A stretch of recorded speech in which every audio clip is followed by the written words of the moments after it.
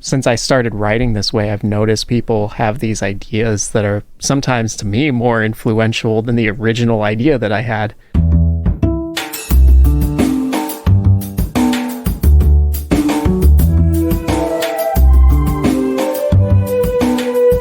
This is Champagne is Also a Band podcast. One songwriter, one song. I'm Sven, your host for a journey into the music of Champaign-Urbana. Recorded in the Blue Box studio with a songwriter from the Champaign-Urbana music scene, past or present. Champagne is Also a Band podcast is proud to be a part of the Champagne Showers Podcast Network.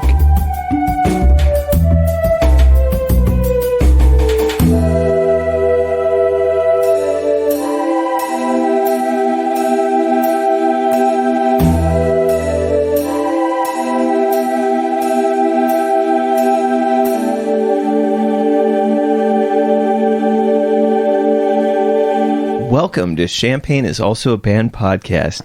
Today I have Luna, and you may know Luna from such bands as Orator, Cosmic Lung, Fall Afternoon, and their current band, the Latex Figure. Luna, welcome to the show. Thank you so much. It's an honor to be here. Today we're going to be listening to their song, Spiders in Your Head, which was just recently released as a single. So without further ado, let's listen to the song.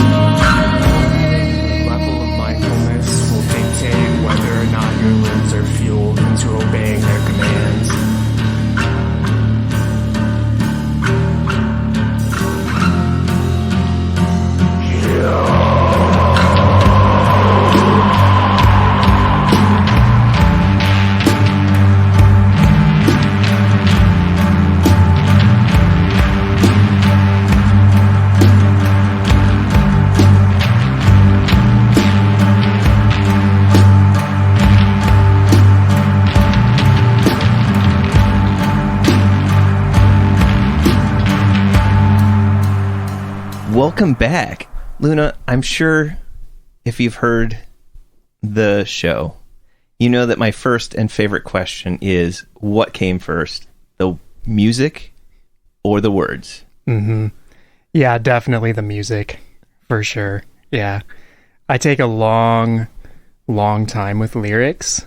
And also, I have a difficult time with vocal melodies. So a lot of times what I do is I'll write the guitar part, and then I will try to make the vocals so that it kind of matches the guitar, like almost beat for beat, because I have to do that in order for it to make sense in my head. So I'll kind of figure out like how many syllables am I going to fit into this measure, you know, the second measure, and so on and so forth. And then I'll start working on it from there, really just starting with the syllables. But it takes a long time for me to find the words. And then sometimes, you know, I try to see if I can squeeze in like an extra syllable. And then after years of practicing and working on the song bit by bit, eventually it turns into something where it doesn't sound like I'm doing that, where I'm just like trying to follow all the notes of the guitar. I don't know if any of that made sense. You said that you look at it from like the measure perspective and how many syllables are in the measure. When you create this, are you playing it on the guitar and figuring it out that way, or are you actually writing it out? For example, in the first verse, you'll hear like a ba-na-na-na-na-na. I'll actually draw out little lines on a blank piece of paper, and one line is like symbolic of a syllable. So I hear da-na-na-na-na-na. I hear like 1, 2, 3, 4, 5, 6. You know what I'm saying? Yeah. So I'm like, okay, I can fit 6 syllables into that one little guitar phrase. And I'll do that for the whole song, just as kind of like a rough draft. And then obviously, like I said, my creative process is very slow. It's basically just like practicing the same thing over and over for a couple years, and then just doing like little tweaks here and there. Once I've had something for maybe like a year or so, and it hasn't really changed in the last year or so, then I'll know that it's done. In that context, how long have you been working on this song? This song, I believe I started in 2018, maybe late 2017. So it's been a slow build. See, there's other things too, though. Like you mentioned earlier, like I have another solo project which is called Fall Afternoon, and the creative process for that one is very different in the sense where I'm not as concerned with letting things slowly build over time. Fall Afternoon is more of a stream of consciousness, unedited, unfiltered, raw. But when I started this project, I set out with the sole intention or the sole purpose of, I'm going to not cut any corners with it, and I'm just going to really take my time with every facet of the sound, whether it's the writing, the recording, the aesthetics of, you know, the artwork and the photography and all of that sort of thing. I like how thoughtful your I don't want to call it your logo, but it's your actual name. The Latex Figure is this very like, it interconnects with itself in such a cool way, but it also has this very flowy character to it. And I don't know, it's just really well done. Yeah, and I have to give credit to Dot Homer, who did my logo. I worked with her on that, and I kind of gave her a vibe or an aesthetic that I was going for. I mean, I think she absolutely killed it. Like I'm really, really happy with it.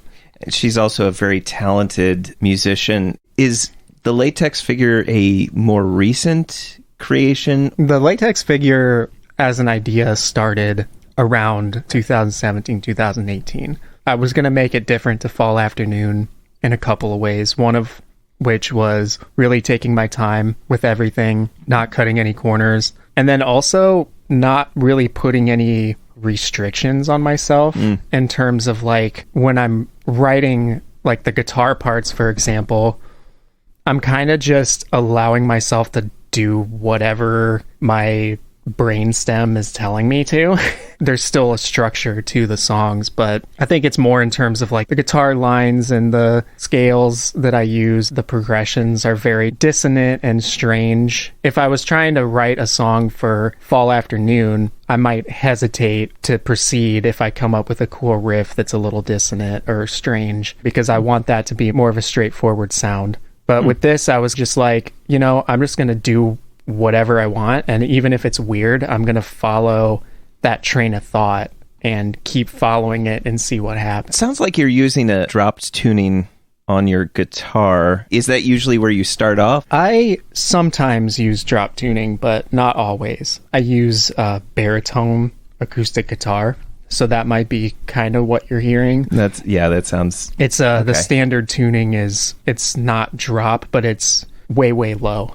I think maybe like 2 or 3 songs on the album would be in technically like drop G or drop A. Gotcha. Or something like that. But most of the time I'm just using the standard baritone tuning. If you use a baritone acoustic, is that your primary instrument to compose with? Yeah, 100%. For a long time, I was just using a regular guitar, like in Fall Afternoon and stuff, because it's the same tuning that I use for Fall Afternoon, but I was just using a regular guitar for like the longest time, and I actually had no idea that I was playing in baritone tuning. Oh. So it was the same tuning, but I always struggled with, like fret buzzing and stuff like that.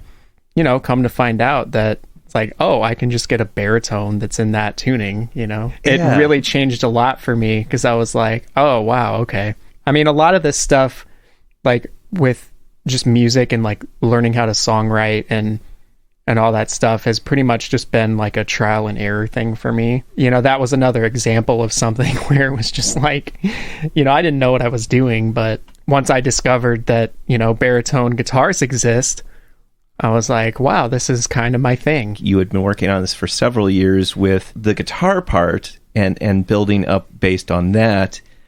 When did you start adding the words? It's different for every song. I don't remember exactly when I started writing the lyrics for this one. I think different parts of the song happened at different times. I would have started it probably like summer 2018. Maybe finished it around fall, quote unquote finished it, like the rough draft or whatever. From there, I think it was just kind of like tweaking words, tweaking the way that I sung certain lines. That's pretty much, I think, what I did for the following 3 years after that, was just little tiny tweaks. It's weird because sometimes I'll spend forever trying to find the right words, and then other times it just kind of falls into my head. Like I'll just sit down and I'll write out an entire sheet of lyrics in like 10 minutes. And it doesn't really deviate much from that in the following years. But it just depends. I think this one took a little bit longer. It's great being a songwriter when the words just kind of trickle out of you like in this amazing way where it's just like boom, boom, boom. But it's the hardest part when it doesn't happen like that, and then you really have to work at it.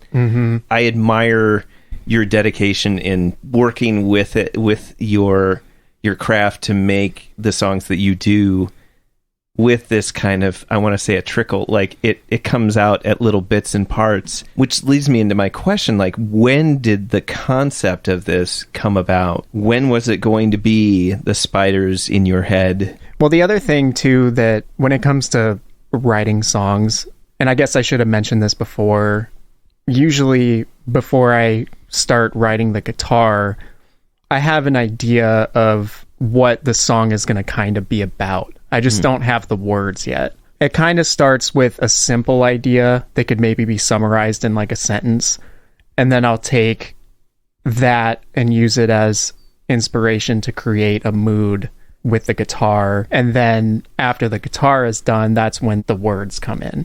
So with this one, it was an idea that I came up with while I was in therapy, actually. We were talking about mindfulness and how sometimes someone can say something that might not be intended to be an attack, but based on the sort of insecurities or things that are in your head from your past and your just experience of being alive, that can kind of bring out a sort of like pain or like a panic within yourself. So it's a song about trying to be mindful of those thoughts, and the thoughts are kind of like the spiders, like coming to life and moving around in your head. And it's sort of a song about mindfulness and trying to like watch your thoughts and be in control of them and all of that sort of thing. Me assimilating what you just told me and then me kind of spitting it back out in a way that's me trying to process, which is how most of this works. It hits me as that being that things that happen within our heads are things that are, unless we're verbalizing them, unless we're acting out on them, unless we're expressing them in some way, it's sitting there in this kind of darkness, and we don't necessarily know how our words or actions can affect those things that we can't see. That is exactly it, yeah. And that's another sort of angle you can take on it. And the other thing, too, that I tried to do with the Latex Figure as opposed to other projects where I've been involved in the lyric writing, I have a specific idea or a story that I'm telling in the song, but I'm also trying to kind of leave open ends for interpretation so that depending on who's listening to it, they can fill in the gaps in their own unique ways and get their own sort of meaning from it. So it's not as limited, I guess. Even though there is a specific idea that I am communicating, I like to deviate and allow other ideas to be projected onto the lyrics. My initial interpretation was me thinking, what are the spiders in my head? What are the things that I want to say torment me? What are the things that keep me up at night, make the way that I process things difficult?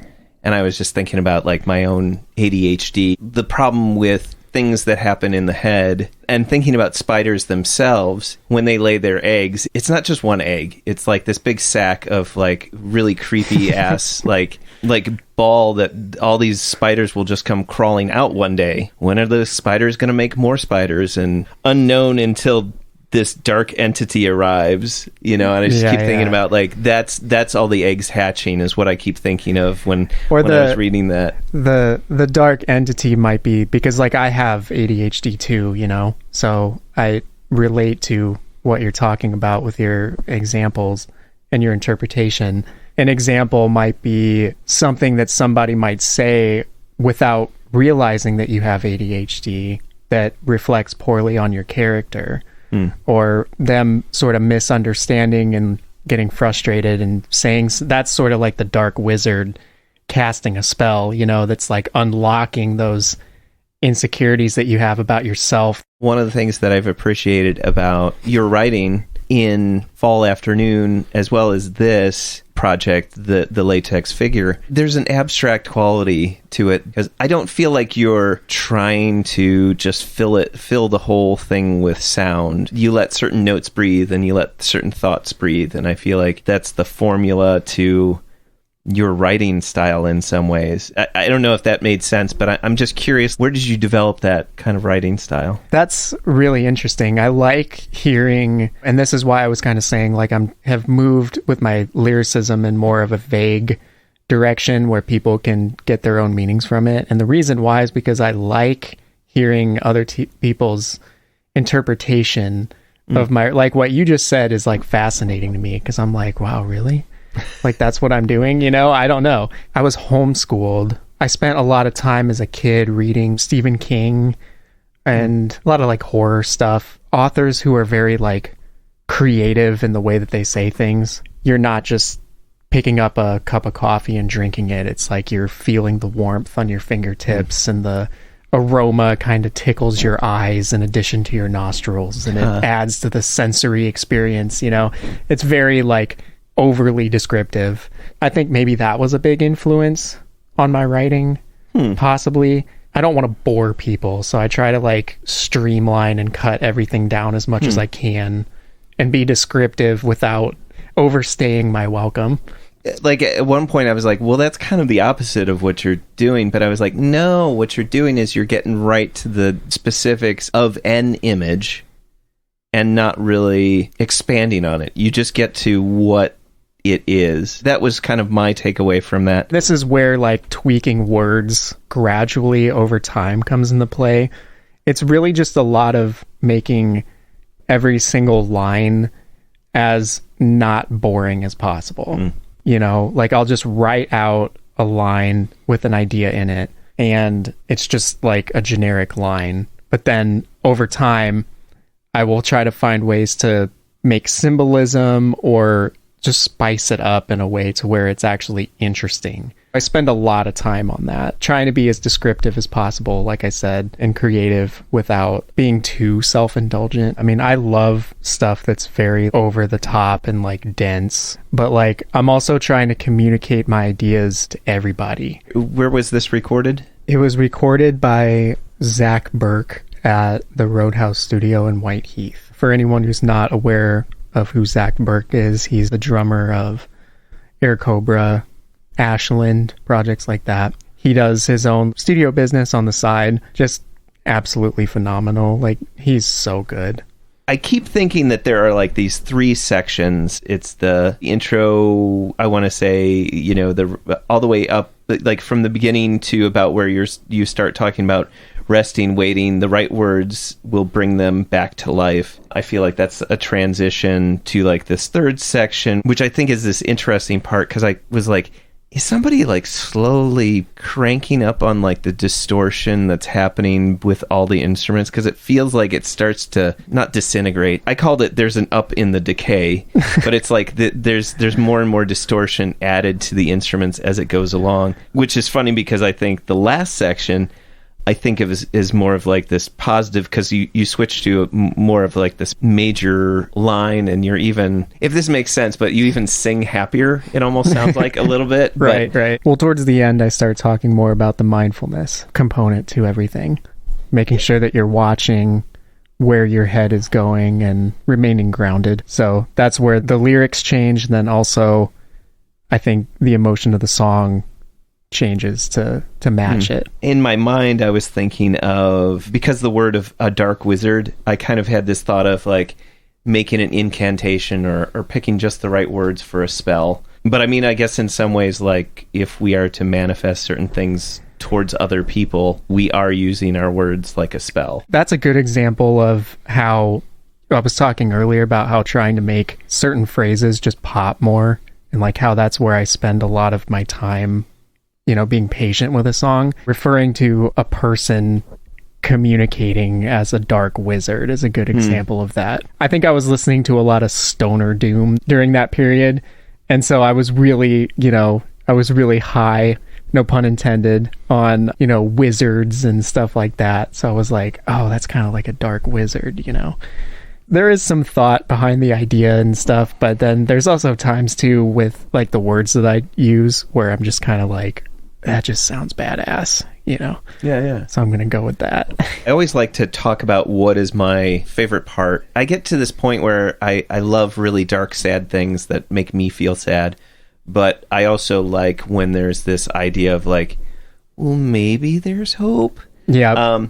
Totally. And so that end part, little spiders scurrying out from their beds into the forefront of your cerebrum, bringing their messages to light. It almost sounds like it's more of like using a melodic minor rather than actually going to major, but so that there's like major chords in there rather than it being specifically dropping over into the major key, because there's still parts where it's just like it still feels tied down to the minor, and there's just some cool things happening. Like you got to sing with yourself, doing some harmonies and things like that, where it's like, in my mind, anytime you bring anything that's kind of choral, it's got some kind of celebratory, or it just conjures up this image of, hey, things are going to be like a little bit okay, a little bit better, and there's just some cool things that are happening in there, and as you're finishing that bringing their messages to light, you start doing the spoken part where it's the only your level of mindfulness will dictate whether or not your limbs are fueled into obeying their commands. That just seems like a very strange thing to say, but I also, I mean, I'm curious about that line specifically where it's the idea of being able to be mindful enough that you can control your own limbs. I mean, yeah. So, I mean, when you put it that way, it does seem very ridiculous. No, I didn't mean it in that way. I mean, because I actually like some. Well, the way that it's said is in a very like absurdist, but also in a very like some of the earlier surrealists. They used to think about how there was like the subconscious of like you allow your mind to just go and then you just auto draw. So I think of that as kind of your limbs are fueled. That's a good point, and that is also the entirety of how I create in this project.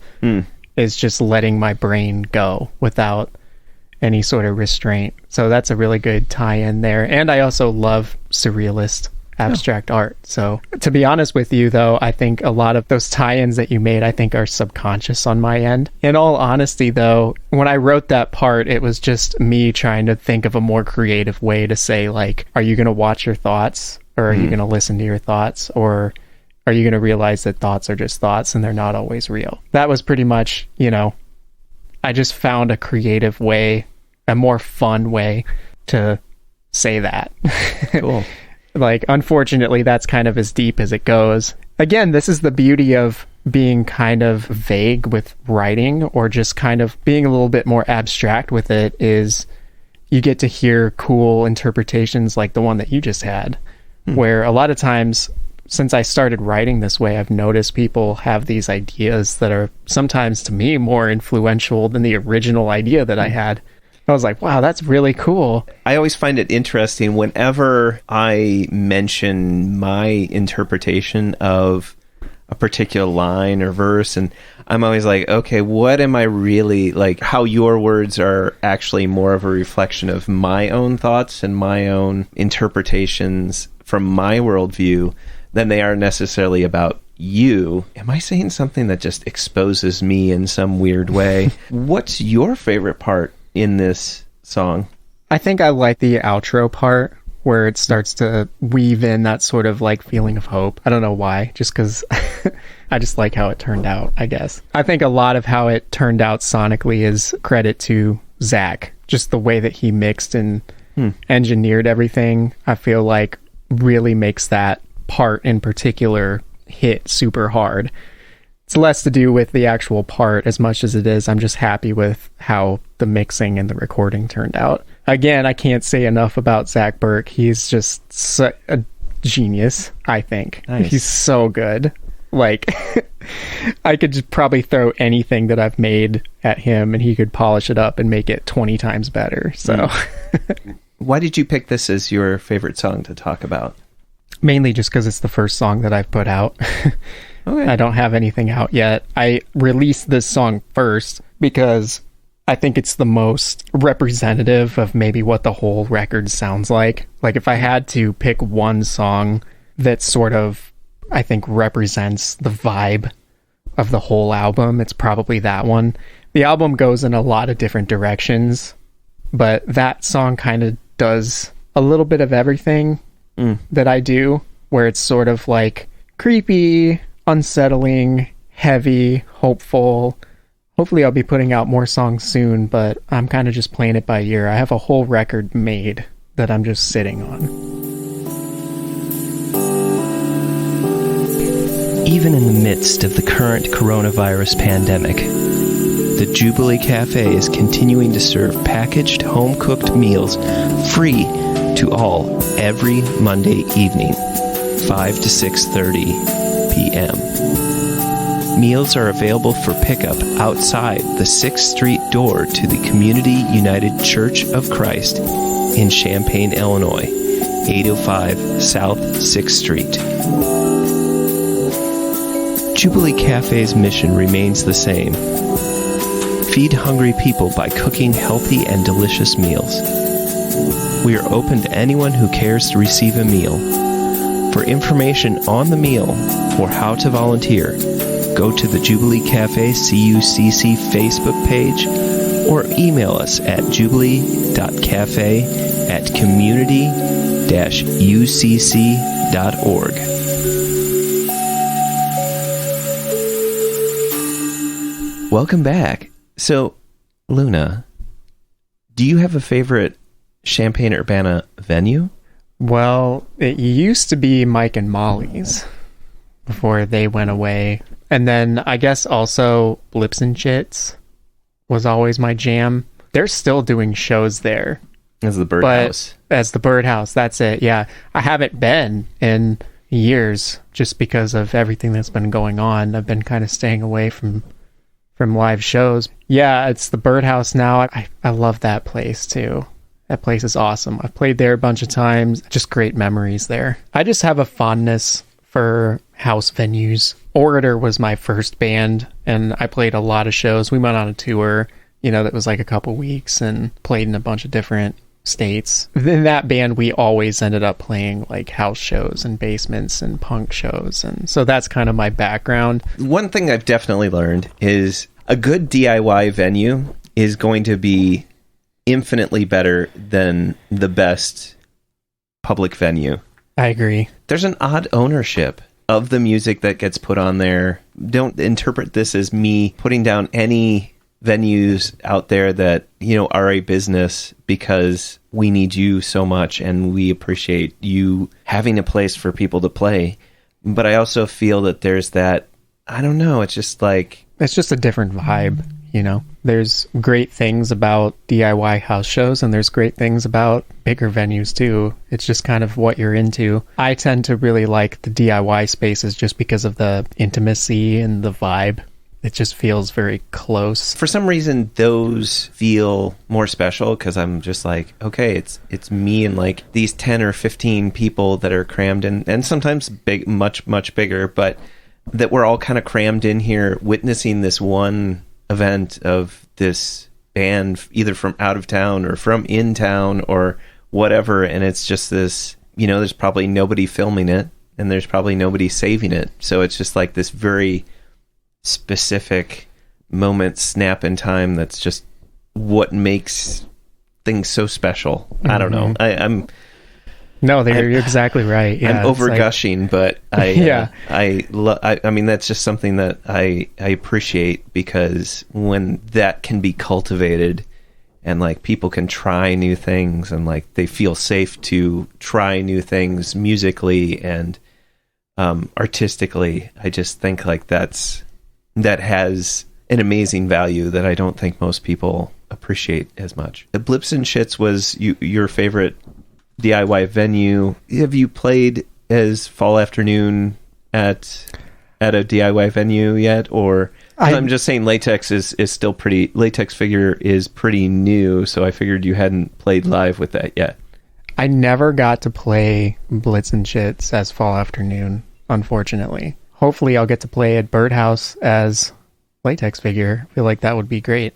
I feel like there's kind of a lack of venues now, and maybe this is just part of our whole cycle of ebbs and flows, but I don't know. Either the DIY spaces need to step up.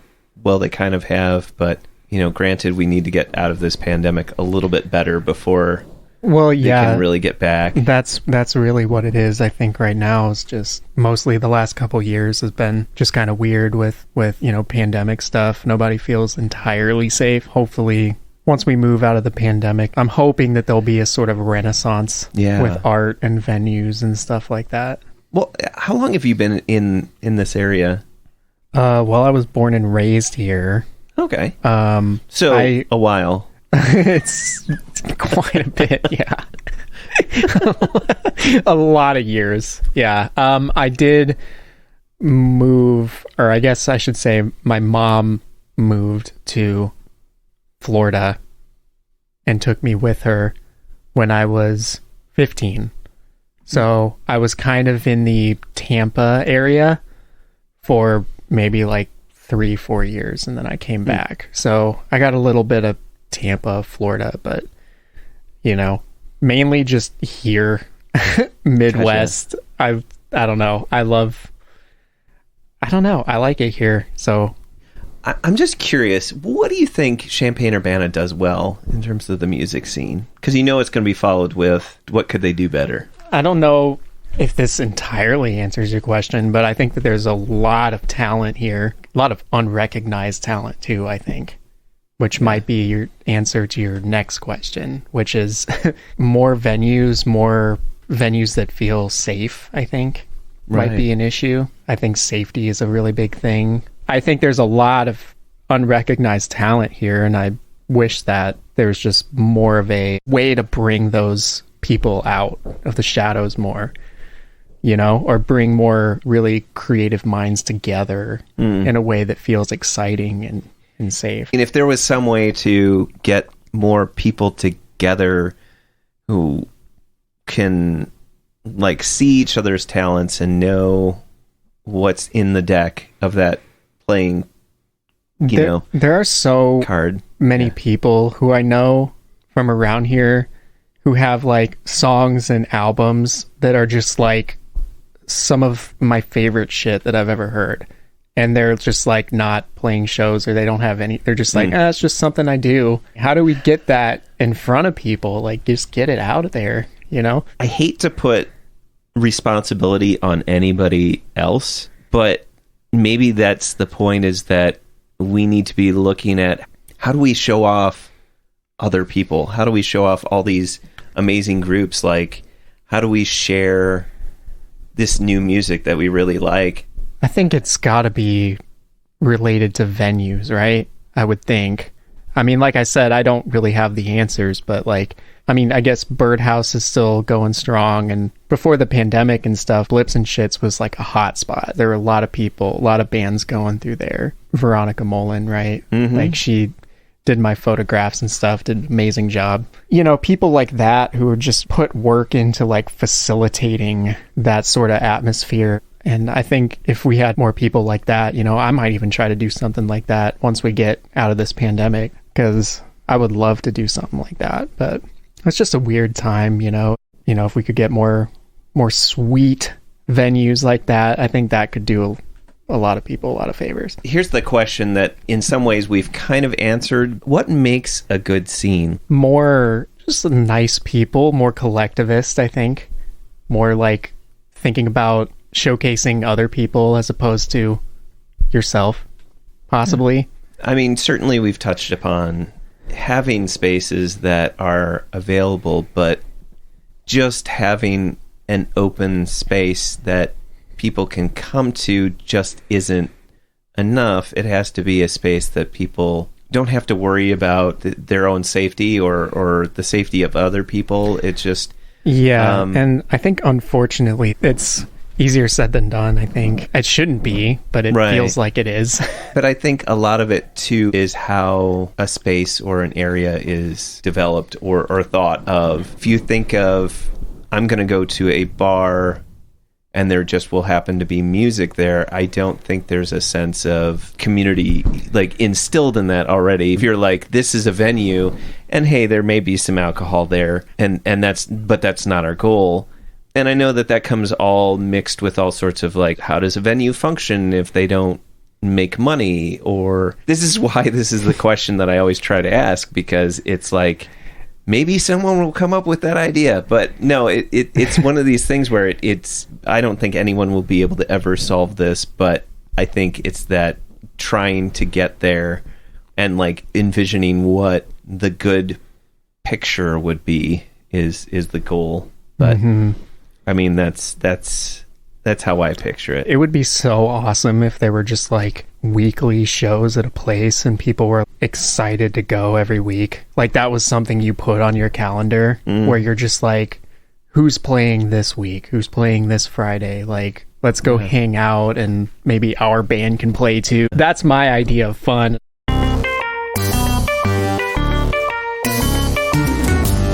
Champaign is Also a Band podcast is proud to support Exile on Main Street. Exile on Main Street, located in the old train station building at 100 North Chestnut Street in downtown Champaign, has been helping to build record collections since 2004. Carrying a wide array of new and used LPs, CDs, and video games. Exile on Main Street has something for just about any music enthusiast and old-school gaming devotee. Exile also hosts regular free live music shows on its stage, so be sure to check out their Facebook, Instagram, and Twitter pages for the up-to-date details on the next upcoming event. Open 7 days a week, they can be reached by phone at 217-398-MAIN. That's 217-398-6246. Welcome back. Luna, what is your favorite non-musical thing or things? It's pretty much all music, man. I mean, I like coffee a lot. Pretty boring answer. A lot of like what I love is just music and making music. It's pretty underwhelming, I know, but no, I don't know. I mean, I draw a little bit. I do a little bit of pencil drawing. My mom's an art teacher, so like I know how to draw. I don't necessarily like draw for fun though. Like I don't know. It's more like if I'm just bored. I don't do anything for enjoyment. I mean, it's more like if I scroll through Netflix long enough and just can't find anything and there's just nothing for me to do, I'll draw something that's pretty cool. But, you know, that's also if I've exhausted all my creative resources when it comes to music. Like, you know, because you do burn yourself out sometimes. Like, you can only play dissonant devil's intervals for so long before you're just like, I gotta do something else. Like, this is a problem. Do you have a goal when you're drawing, or is it kind of you just auto draw? It's a lot of auto draw stuff. It's a lot of just abstract. I really love street art. Graffiti art is like a huge influence for me. I mean, when it comes to drawing, like colorful, crazy, abstract, psychedelic patterns, stuff like that. You said they're pencil drawings or like, so colored pencil? Mm-hmm. Okay. I know it's kind of weird, right? It's like, I try to capture the graffiti art aesthetic, but with pencil, basically. I've never tried to do a tag or anything like that. So but I just love how it looks. I just love it so much. The vibe, man. Would like creative writing, would that count as even though that's mixed with music, it's a part of my musical project, but that's something I really like to do. I like to write creatively, like poems and stuff like that. Yeah. It's a lot of fun for me. Is it always poems or is it, you know? Well, I don't know if you could really call like the Latex Figure songs poems. It's stuff like that, you know? Just very like free form, kind of loose, trying to think of like incredibly strange and unconventional ways to say a simple sentence. Playing with words, you know? I love doing that. It always gets merged with my music though, you know? So I don't know if that counts as like a non-musical thing or not, but they may be things that inspire you to make more music, but not necessarily have to be. So I get a pass for that. I don't think of that as like a pass. I just think that it's like it's another creative endeavor that isn't specifically music. So. Yeah. All right, I'll roll with that then. Yeah. Creative writing, and sometimes I'll grumpily do a drawing, but only because I'm bored. Luna, thank you for being on the show and telling me all about your song Spiders in Your Head and talking about the music scene and your favorite non-musical things. And I appreciate you coming all the way out here and chatting with me for a little bit. Thank you so much for having me. I had an absolute blast. This was awesome. Like, seriously, I love the space. I love the show. Cool. Really awesome stuff. Thank you so much.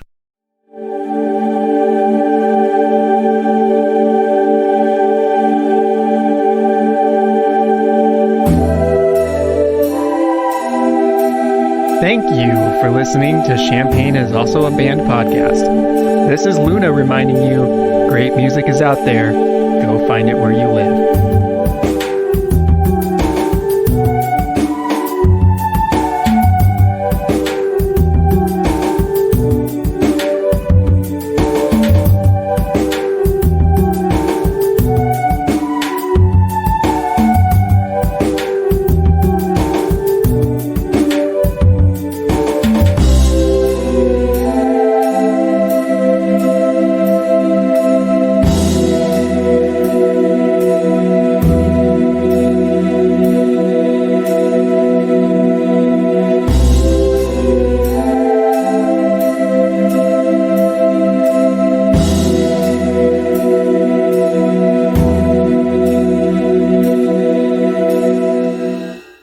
That's a wrap.